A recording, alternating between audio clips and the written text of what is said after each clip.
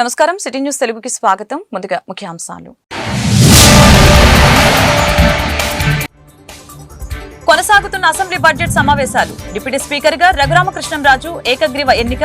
అభినందించిన CM Chandrababu, మంత్రులు, ఎమ్మెల్యేలు.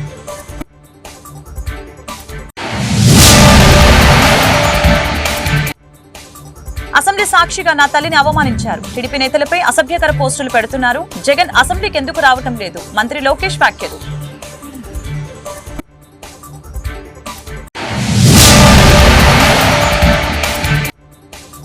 పారిశ్రామిక అభివృద్ధి పాలసీ 4.0ని అసెంబ్లీలో ప్రవేశపెట్టిన మంత్రి టీజీ భారత్. 5 లక్షల కోట్లు పెట్టుబడుల లక్ష్యంగా పెట్టుకున్నట్లు వెల్లడి. శాసనసభ డిప్యూటీ స్పీకర్ గా రఘురామకృష్ణంరాజు ఏకగ్రీవంగా ఎన్నికయ్యారు. ఈ మేరకు స్పీకర్ అయ్యన్న పాత్రుడు అసెంబ్లీలో ప్రకటించారు. ఈ పదవికి ఒక నామినేషన్ దాఖలు కావడంతో రఘురామ ఏకగ్రీవంగా ఎన్నికైనట్లు ఈ సందర్భంగా తెలిపారు. అనంతరం శాసనసభ డిప్యూటీ స్పీకర్ గా ఎన్నికైన రఘురామకృష్ణంరాజుని speaker Ayyanna Patrudu, CM Chandrababu, deputy CM Pawan Kalyan speaker స్థానంలో కూర్చోబెట్టారు. దీంతో ఆయన డిప్యూటీ స్పీకర్ గా బాధ్యతలు చేపట్టారు. ఈ సందర్భంగా రఘురామను చంద్రబాబు, పవన్ కళ్యాణ్, అయ్యన్న పాత్రుడు అభినందించారు.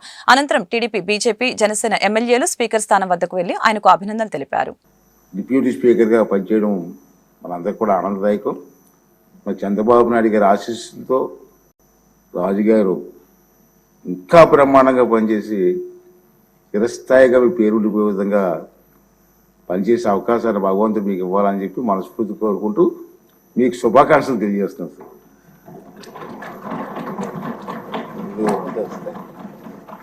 సార్. బాబు గారు, కళ్యాణ్ గారు, మనోహర్ గారు,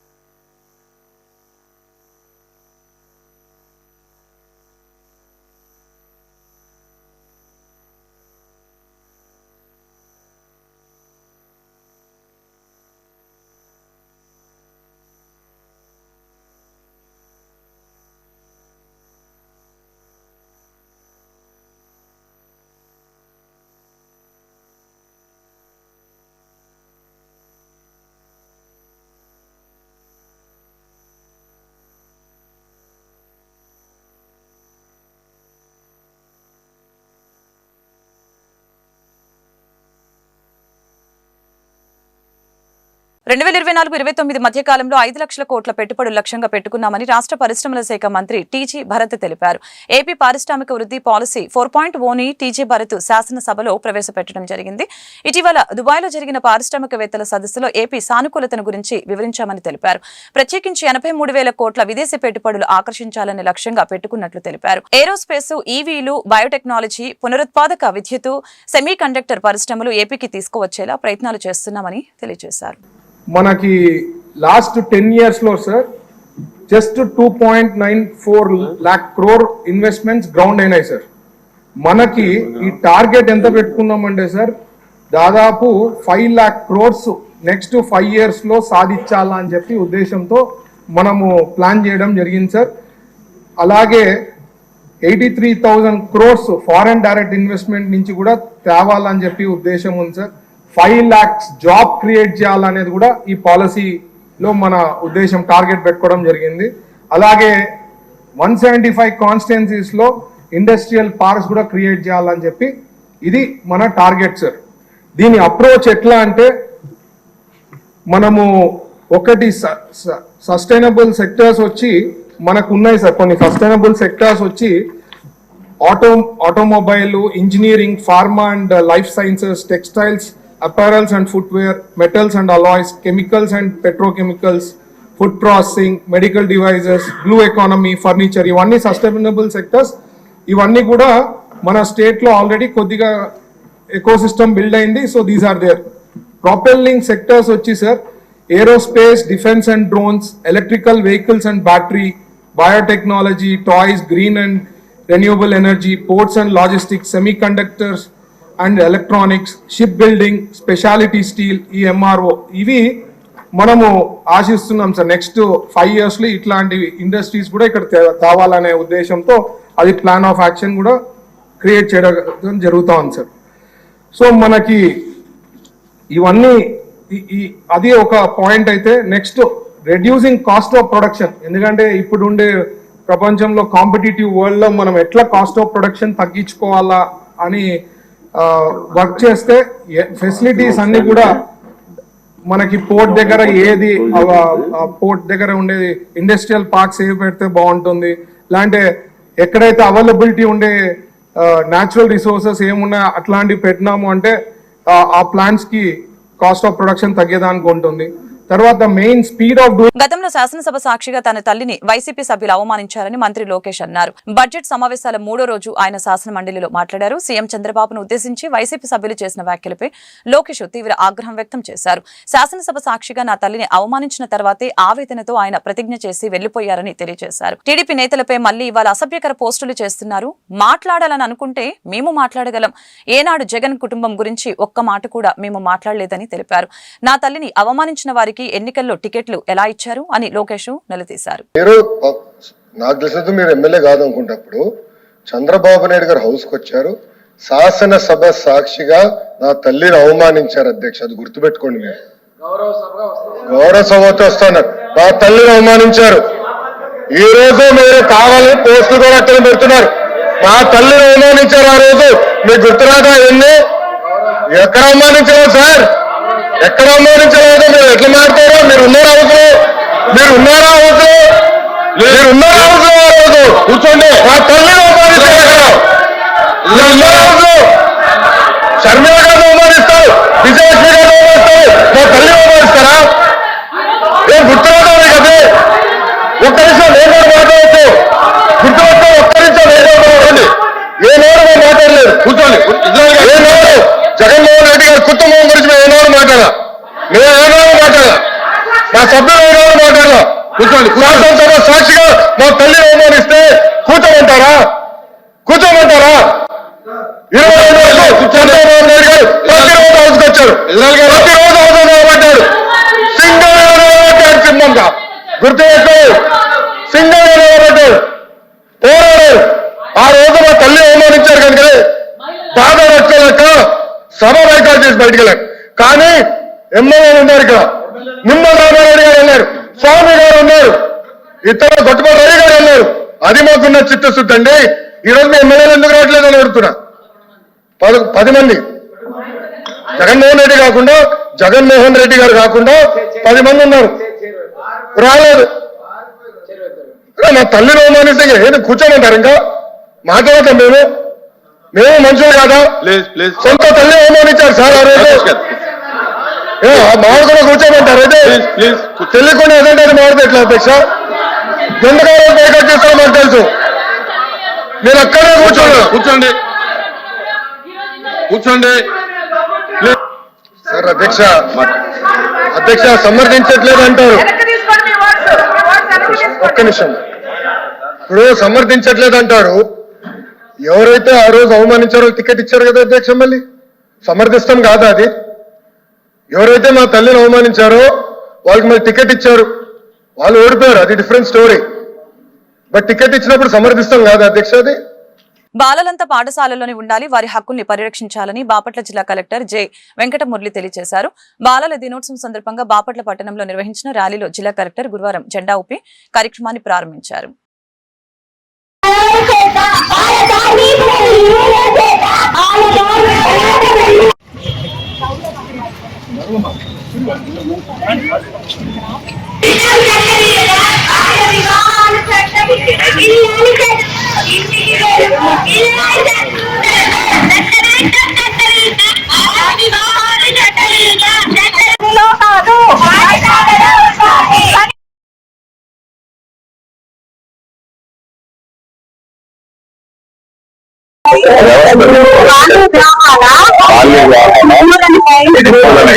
అక్రమ రవాణా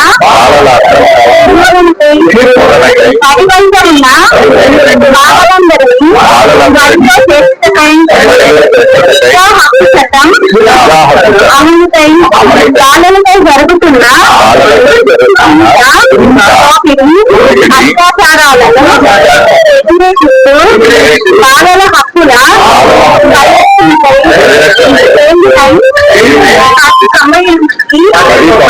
ఉచితంగా ఫోన్ చేసి బాపట్ల జిల్లాను బాలల స్నేహ జిల్లాగా నా వంతు కర్తవ్యాన్ని నిర్వహిస్తానని ఉచితంగా ఉంటానని ఆపదలో ఉన్న బాలలందరికీ అందరూ. బాపట్ల జిల్లా చీరాల తహసీల్దార్ కార్యాలయం వద్ద సిపిఎం దళిత బహుజన పార్టీల ఆధ్వర్యంలో నిత్యావసర వస్తువులు విద్యుత్ ఛార్జీలను తగ్గించాలని నిరసన ప్రదర్శన నిర్వహించడం జరిగింది. ఈ సందర్భంగా పలువురు నాయకులు మీడియాతో మాట్లాడారు.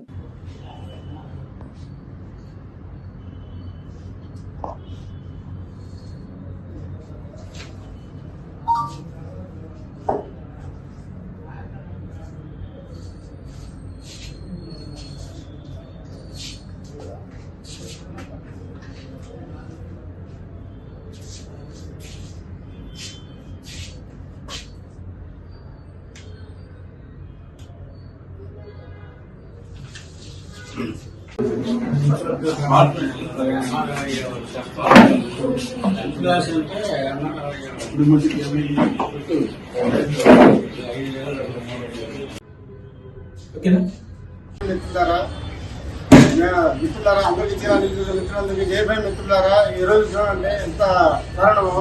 అదే గత ప్రభుత్వం పెంచిన 9 సార్లు గత ప్రభుత్వం ఛార్జీలు పెంచింది.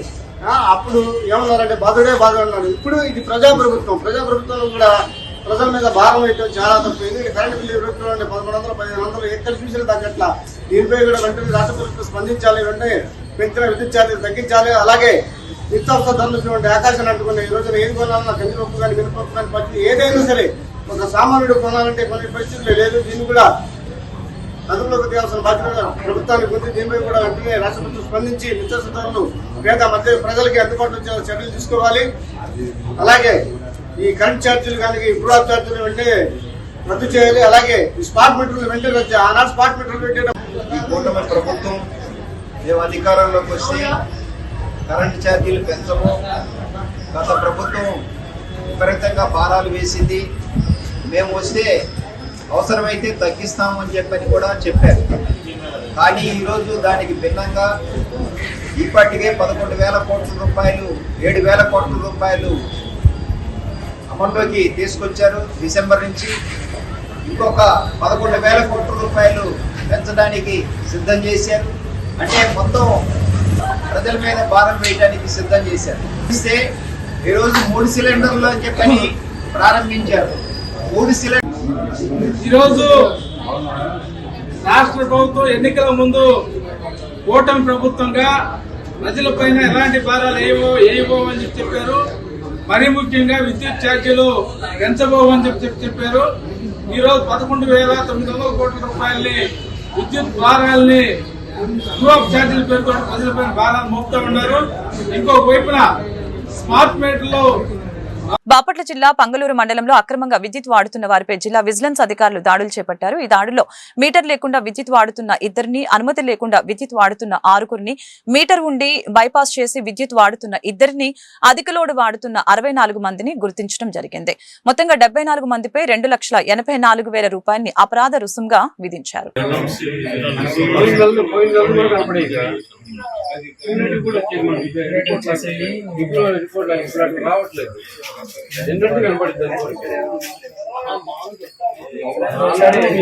ఎల్ఎంసీతో మాట్లాడి ఎల్ఎంసీ గారితో మాట్లాడేసి డిస్ప్లే అయ్యే విధంగా మనం కార్పొరేట్ ఆఫీసులు అందరూ సేమ్ ఏరియా మీద పోతూ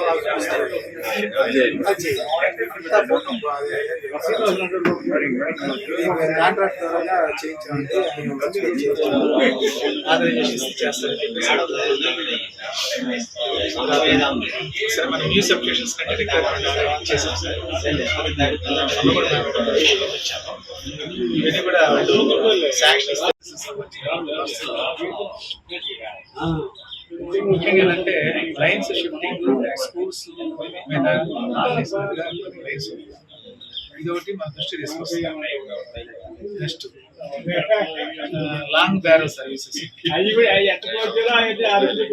విలేజ్ లో కూడా చేసినటువంటి లైన్స్, తర్వాత services road services, long barrel services pending ఉంటుంది. తర్వాత కేబుల్ వచ్చేసి కూడా మనంతా కూడా కేబుల్ మోస్ట్ అన్ని విలేజెస్ లో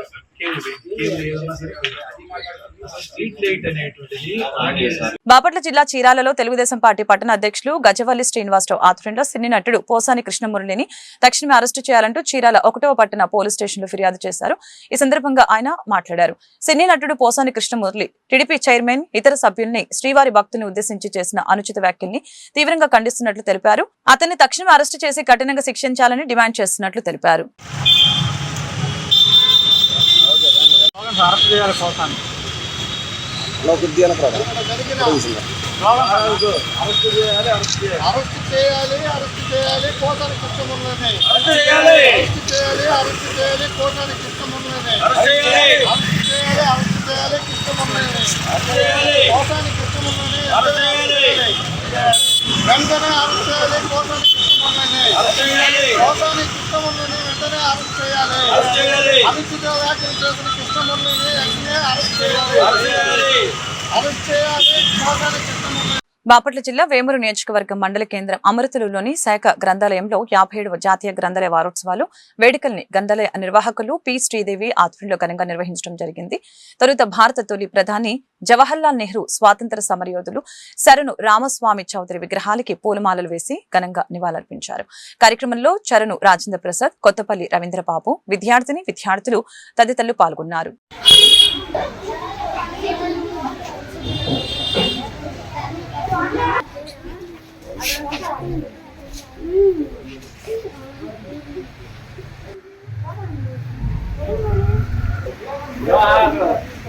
జోహార్ చాచా నెహ్రూ, జోహార్ మామ నెహ్రూ. వాళ్ళు వచ్చారా మీరు?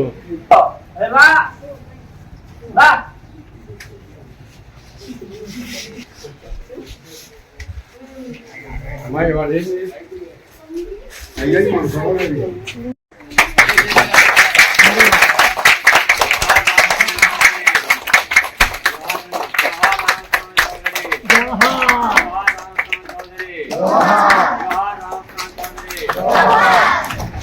ఏర్పాటు చేసిన కార్యక్రమానికి చేసిన పెద్దలకు నమస్కారాలు. మీ అందరికీ తెలుసు, నవంబర్ 14 అనగానే జవహర్లాల్ నెహ్రూ గారి యొక్క పుట్టినరోజు. జవహర్లాల్ నెహ్రూ గారి గురించి 2 మాటలు చెప్పిన తర్వాత ఈ గ్రంథాలయ ప్రాశస్త్యం అని చెప్పి కొన్ని మీకు పనికి వచ్చే కొన్ని విషయాలు ఇక్కడ వక్కాణించడం జరుగుతుంది. నెహ్రూ గారు జననము 1889, మరణము 1964. ఆయన ప్రముఖ జాతీయవాది, రాజనీతిజ్ఞుడు, భారతదేశ ప్రథమ ప్రధానమంత్రి, గాంధీజీ రాజకీయ వారసుడు. ప్రపంచంలో శాంతిని నెలకొల్పాలనే ఉద్దేశం చేత పంచశీల సిద్ధాంతాన్ని ప్రబోధించి శాంతికి కాముకుడయ్యాడు. అటువంటి గాంధీ గారికి గులాబీలు అన్నా బాలలు అన్నా పరమ ప్రీతి, ప్రేమ, అభిమానం. పూలు చిగుమెత్తనవి, బాలల యొక్క చిగుమెత్తనవి. ఆ విధంగా పుష్పాలకి అందులో గులాబీ పువ్వు అంటే చాలా ఇష్టం. మీరందరూ కూడా గులాబీ పూలులాగా ప్రకాశించాలని, విజయవంతమైన పథంలోకి వెళ్ళాలని ఆశిస్తూ ఈ గ్రంథాలయ వారోత్సవాల గురించి 2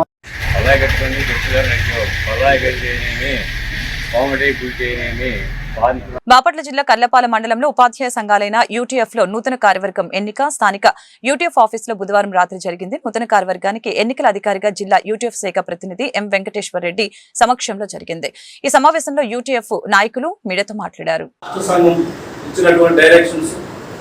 జిల్లా సంఘం యొక్క అడుగుదారుల్లో కల్లపాలెం మండలంలో మండల శాఖ ఆధ్వర్యంలో స్వర్ణోత్సవ మండల మహాసభ అలాగే నూతన కౌన్సిల్ సమావేశం ఈరోజు ఇక్కడ నిర్వహించడం జరుగుతూ ఉంది. ఈ సమావేశంలో మండల కౌన్సిల్ నిర్మాణం కార్యవర్గాన్ని ఏర్పాటు చేయడం, ఎన్నికల సందర్భంగా నిర్వహించడం కోసం ఇక్కడ హాజరు కావడానికి ఎన్నికల అధికారిగా రావడం జరిగింది. ఈ సందర్భంగా ఈ మండలంలో కల్లపాలెం మండల శాఖ ఈ గత సంవత్సరం నుండి కాలం నుండి మండల కార్యవర్గం అధ్యక్ష కార్యదర్శుల పర్యవేక్షణలో వారి ఆధ్వర్యంలో అనేక రకాలైనటువంటి మండల స్థాయి సమస్యల మీద ఉపాధ్యాయుల సమస్యల పరిష్కారంలో చాలా చక్కగా సమన్వయంతో అంకిత భావంతో కృషి చేసి పరిష్కరించడానికి ఎంతో కృషి చేయడం జరిగింది. అలాగే జిల్లా సంఘం రాష్ట్ర సంఘం ఇచ్చినటువంటి పిలుపులో భాగంగా ప్రతి ఒక్క కార్యక్రమంలో కల్లపాలెం మండలం నుండి అధిక సంఖ్యలో కార్యకర్తలు విజయవంతం చేయడంలో ముఖ్యమైనటువంటి పాత్ర వహించడం జరిగింది. ఇదే సందర్భంగా ఈరోజు మండల కౌన్సిల్లో కొన్ని తీర్మానాలు చేయడం జరుగుతుంది. అందులో ముఖ్యంగా గత ప్రభుత్వాల యొక్క ఆధ్వర్యంలో ప్రైమరీ ఎడ్యుకేషన్ విద్యా వ్యవస్థని అస్తవ్యస్తం చేసినటువంటి ముఖ్యమైనటువంటి ఒక జీవో, ప్రమాదకరమైనటువంటి జీవో 117 అనేటువంటి జీవోని రద్దు చేసి దాని స్థానంలో అన్ని ఉపాధ్యాయ సంఘాలు పీడిఎఫ్ ఎమ్మెల్సీలతో చర్చించి విద్యారంగంలో ఉన్నటువంటి మేధావులతో చర్చించి ఒక మంచి విద్యా విధానాన్ని రాష్ట్రంలో ప్రవేశపెట్టాలని, ఇదే సందర్భంలో ప్రైమరీ ఎడ్యుకేషన్ ని తిరిగి మళ్ళీ జీవం పోయడానికి ప్రతి పంచాయతీకి ఒక ప్రత్యేకమైనటువంటి మోడల్ స్కూల్ ని అన్ని హంగులతో ఏర్పాటు చేసి హెచ్ఐవి ఎయిడ్స్ వ్యాధి నిర్మూలనలో మరియు హెచ్ఐవి ఎయిడ్స్ వ్యాధిగ్రస్తులకి మెరుగైన వైద్య సేవలు అందించడంలో ప్రభుత్వం స్వచ్ఛంద సంస్థలు సంయమనంతో పనిచేయాలని, ఆ విధంగా క్షేత్రస్థాయిలో పనిచేసినట్లయితే నిర్మూలించడం సాధ్యమవుతుందని కొరసపాడు మండల ప్రజా పరిషత్ అధికారి ఆర్ రాజ్యలక్ష్మి తెలియజేశారు.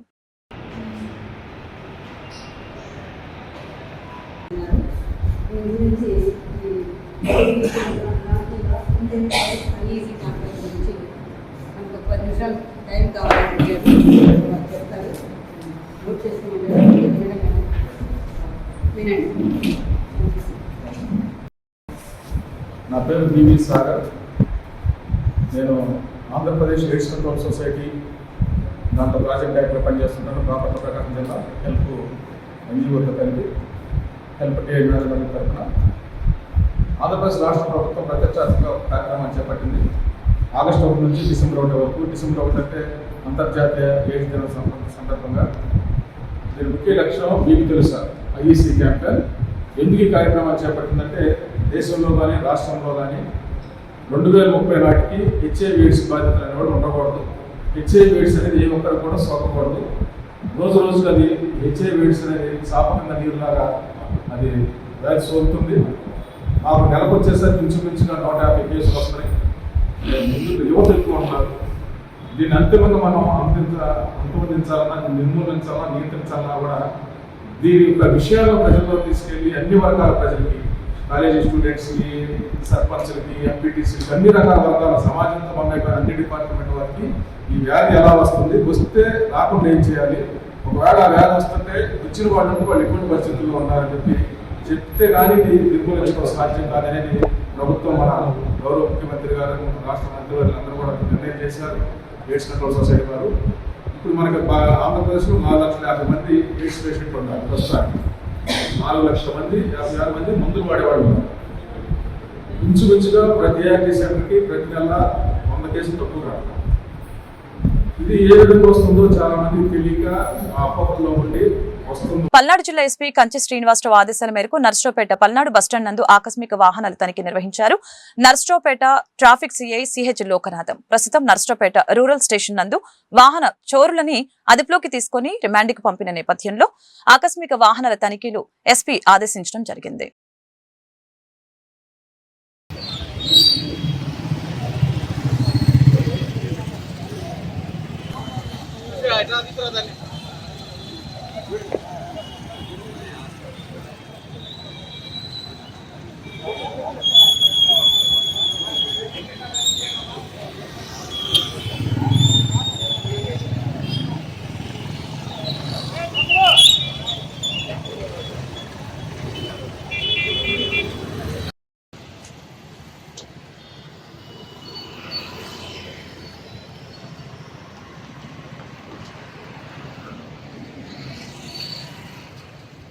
ఈరోజు నరసరావుపేట పట్టణ పరిధిలో 1 టౌన్ మరియు 2 టౌన్ పరిధిలో అదేవిధంగా ఈ రూరల్ పరిధిలో కూడా మన గౌరవ ఎస్పీ శ్రీనివాసరావు గారి ఆదేశాల మేరకు అదేవిధంగా మన డిఎస్పీ నాగేశ్వరరావు గారి ఆధ్వర్యంలో ఈరోజు దాదాపుగా అన్ని సెంటర్లలో కూడా ఈ అక్రమ మద్యం గురించి అదేవిధంగా ఈ మనకు సంబంధించి గుట్కా కానీ పాన్ పరాగ్ కానీ అక్రమంగా తరలిస్తున్న వాటి గురించి కానీ లేదా గాంజా వీటన్నిటి గురించి తరలింపు గురించి అదేవిధంగా నంబర్ ప్లేట్ లేని బళ్ళు ఏవైతే ఉన్నాయో వాటిని కనిపెట్టడం కోసం సడన్గా సర్ప్రైజ్గా దాదాపుగా ఒక 30 మందితో ఈరోజు సర్ప్రైజ్ చెక్ అనేది చేయడం జరిగింది. ఈ పల్నాడు బస్టాండ్ ఏరియాలో బారిగేట్లు పెట్టుకొని ప్రతి వెహికల్ని కూడా క్షుణ్ణంగా పరిశీలించి ఆ వెహికల్స్లో ఏమన్నా తరలిస్తున్నారా అక్రమంగా అనే వాటి మీద అదేవిధంగా ఈ మధ్య రూరల్లో దాదాపుగా మనం 35-36 వెహికల్స్ దొంగ వెహికల్స్ మనం సీజ్ చేసి అరెస్ట్ చేయడం కూడా జరిగింది ముద్దాయిల్ని. ఆ విధంగా ఎక్కువగా ఈ 2 వీలర్స్ అఫెన్స్లు కూడా ఎక్కువగా జరుగుతున్నాయి కాబట్టి వాటిని కూడా దృష్టిలో పెట్టుకొని అట్లాంటి వాటిని సర్ప్రైజ్గా చెక్ చేస్తే ఎవరన్నా బళ్ళు దొంగతనాలు చేస్తున్న వాళ్ళు ఎవరన్నా దొరుకుతారనే ఉద్దేశం. అలాగే ఎస్పీ సారు సుమారుగా 30 మంది సిబ్బందిని పంపించారు. మేమందరం కలిసి ఇక్కడ పల్నాడు బస్ స్టాండ్లో సర్ప్రైజ్ చెక్ అనేది రాత్రి 9 గంటల నుంచి ఇప్పటి వరకు చేయడం జరిగింది. దీని యొక్క ముఖ్య ఉద్దేశం ఏంటంటే ఎవరైతే అనాథరైజ్డ్ వెహికల్స్ నడుపుతారో వాటిని అరికట్టడం కోసము, అదేవిధంగా అక్రమ మద్యం లాంటిది కావచ్చు, లేదనుకుంటే అక్రమ నగదు, పరిమితికి మించిన నగదు అలాంటివి ఏమైనా ఉంటే దాన్ని నిర్మూలించడానికి చెకింగ్ అనేది ఉంది. అదేవిధంగా నిన్న మనకి నరసరావుపేట రూరల్ పరిధిలో చాలా వరకు 30 పైబడి వెహికల్స్ని దొంగతనం కేసుల్లో ముద్దాయిలను పట్టుకొని అవి సీజ్ చేయడం కూడా జరిగింది. అలా ఎవరైనా దొంగతనం చేసి వెహికల్ ఏదైనా దొంగతనం చేసి ఉంటే వాటిని కూడా పట్టుకునే నిమిత్తమే ఈరోజు ఇక్కడ మనకి ఈ యొక్క వెహికల్ చెకింగ్ అనేది చేయడం జరిగింది. ప్రజలకు కూడా మా యొక్క విజ్ఞప్తి ఏంటంటే చిన్నపిల్లలు చాలామంది రోడ్ల మీదకి బళ్ళు తీసుకొని వస్తున్నారు, డ్రైవింగ్ చేసుకొని 18 సంవత్సరాలు నిండకుండానే వస్తున్నారు. ఈ మధ్యకాలంలో మనకి ప్రమాదాలు కూడా చాలా వరకు జరుగుతూ ఉన్నాయి. కాబట్టి తల్లిదండ్రులకు మా యొక్క విజ్ఞప్తి, సనాతన ధర్మాన్ని కాపాడుకోవాల్సిన బాధ్యత ప్రతి ఒక్కరూ హిందూపై ఉందని మద్దిమడుగు శ్రీ హనుమాన్ దీక్ష గురుపీఠం కె జయరాం గురుస్వామి తెలియజేశారు. విజయపురి సౌత్లోని ఆంజనేయ స్వామి ఆలయంలో ఆయన ప్రత్యేక పూజల్ని నిర్వహించడం జరిగింది. మద్దిమడుగు ఆంజనేయ స్వామి దేవాలయం వద్ద భక్తుల సౌకర్యార్థం నూతనంగా సత్రాన్ని ఏర్పాటు చేయడానికి సంకల్పించామని సందర్భంగా తెలిపారు.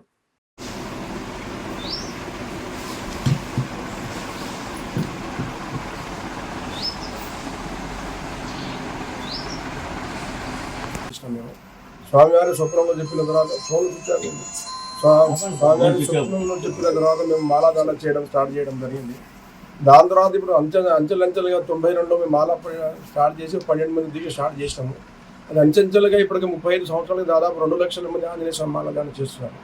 2 లక్షల మంది మాలాదానం చేయడం ఆంధ్ర ప్లస్ తెలంగాణ, రాయలసీమ, కర్ణాటక ఈ 4 స్టేట్లో కూడా ఆంజనేయ స్వామి మాల, మధ్యలో ఆంజనేయ స్వామి మాల వైభవంగా పాకింది. వాళ్ళు అనుకున్న కోరికలు తీర్చుంది కాబట్టి మధ్యలో ఆంజనేయ స్వామి మాలదానం చాలా మంది మాలదానం చేస్తున్నారు. వాళ్ళందరూ మాల 41 డేస్ అయిపోయిన తర్వాత వాళ్ళు ఇరుముడు తీసుకొని వాళ్ళు తమ కోరిక నెరవేర్చాలని చెప్పేసి వాళ్ళందరూ ఇరుముడు తీసుకొచ్చి మధ్యమూడు దేవుని గారు చేరుకుంటున్నారు.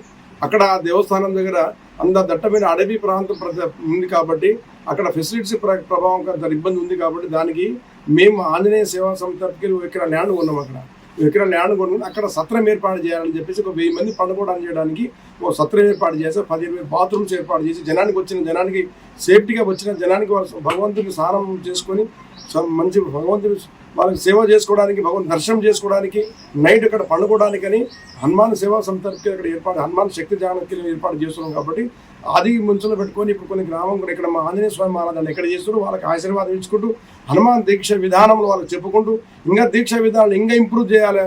ఇంకా గ్రామంలో ప్రతి విలేజ్లలో కూడా ఆంజనేయ స్వామి దీక్ష బాగా లక్షల మందిలో మాలాదానం చేయాలని చెప్పి అని వాళ్ళకి మేము హిందూ ధర్మాన్ని కాపాడాలని చెప్పేసి, హిందూ ధర్మం ఈరోజు సనాతన ధర్మానికి ఎప్పటి నుంచో వచ్చిన ధర్మాన్ని కాబట్టి ఈ ధర్మాన్ని మనం సనాతన ధర్మం పెంచుకుంటూ ఆ ధర్మాన్ని విధానం కాపాడాలని చెప్పి వాళ్ళకి మేము బోధన చెప్పుకుంటూ ఆరోగ్య గురువు పరంపరగా ఆంజనేయ స్వామి దీక్ష మాలాదానం జరగాలని చెప్పేసి వాళ్ళ సకల శుభంగా జరగాలని చెప్పి మేము ఈరోజు ఈ సాగర్ నియోజకవర్గానికి ఇక్కడికి రావడం జరిగింది.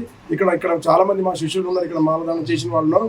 వాళ్ళ ఇంటింటి తిరిగి వాళ్ళందరికీ స్వామివారి ఆశీర్వాదం ఇవ్వడం జరుగుతుంది. కాబట్టి ఆ ఇంటింటి తిరిగించి వాళ్ళు సత్రం కోరు కూడా వాళ్ళు కూడా కొంత వివరాలు కూడా కొంత సేకరిస్తున్నారు. కాబట్టి అది కూడా మేము సేకరించుకుంటూ వాళ్ళకి స్వామివారి అనుగ్రహం వాళ్ళు సంపూర్ణంగా ఉండాలని చెప్పేసి ప్రతి గ్రామంలో మధ్య కూడా ఆంజనేయ వార్తలు ముగించే ముందు ముఖ్యాంశాలు మరొకసారి. కొనసాగుతున్న అసెంబ్లీ బడ్జెట్ సమావేశాలు. డిప్యూటీ స్పీకర్ గా రఘురామకృష్ణంరాజు ఏకగ్రీవ ఎన్నిక. అభినందించిన సీఎం చంద్రబాబు, మంత్రులు, ఎమ్మెల్యేలు.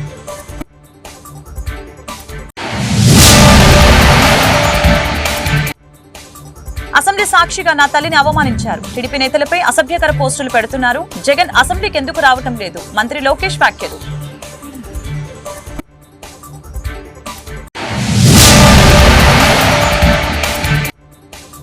పారిశ్రామిక అభివృద్ధి పాలసీ 4.0ని అసెంబ్లీలో ప్రవేశపెట్టిన మంత్రి టీజీ భారత్.